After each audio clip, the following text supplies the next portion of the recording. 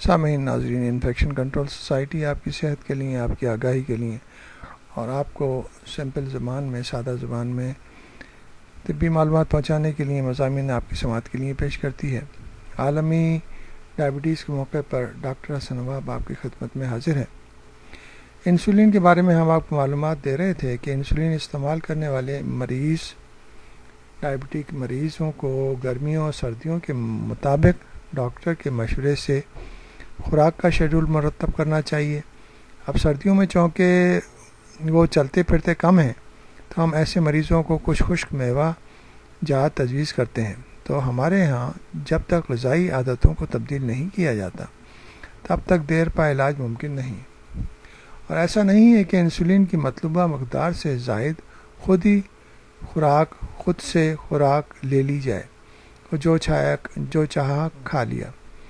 اس کے لیے آپ کو اپنے ڈاکٹر اور نیوٹریشنسٹ سے مشورہ لینا پڑتا ہے۔ بہتر یہ ہوگا کہ نیوٹریشن کے بارے میں آپ اچھی طرح کسی کتابچے سے معلومات حاصل کریں جس میں شوگر کے بارے میں معلومات دی گئی ہوں، تاکہ ہر وقت تو آپ ڈاکٹر کے پاس جانا اور ان سے مشورہ نہیں کیا جا سکتا۔ بہرحال یہ بیماری ایسی ہے کہ اس کے اندر ہر پل، ہر لمحہ اپنا خیال رکھنا پڑتا ہے۔ کھانے کے بارے میں، ایکسرسائز کے بارے میں، سونے کے بارے میں اور مختلف یعنی کہ معاملات کے بارے میں خیال رکھنا پڑتا ہے۔ اگر شوگر کا لیول زیادہ ہے تو اس کے حساب سے خوراک انسولین کی جو ڈوز ہے وہ بڑھایا جاتا ہے۔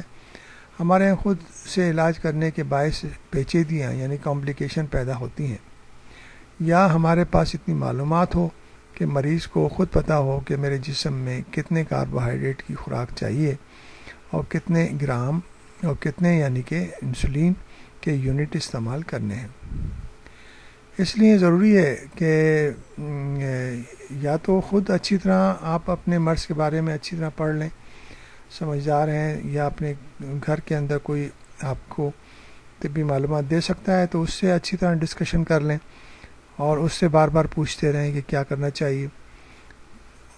خود سے یعنی کہ سمپل طریقے سے اگر معلومات نہیں ہیں تو اس کے لیے ضروری ہے کہ آپ اگر نہیں طریقے سے علاج کریں گے تو کمپلیکیشن اور پیچیدگیاں بڑھ سکتی ہیں جو کہ نقصان دہ ثابت ہو سکتی ہیں۔